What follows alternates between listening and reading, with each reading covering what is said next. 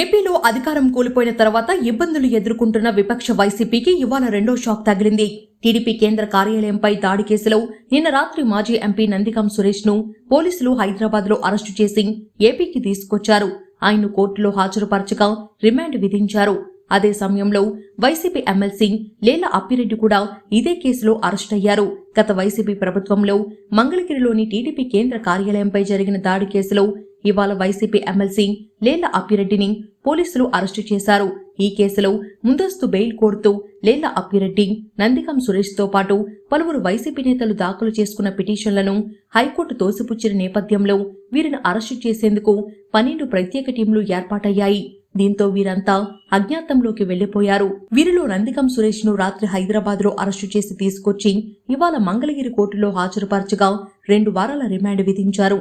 దీంతో ఆయన్ను గుంటూరు జైలుకు తరలిస్తున్నారు.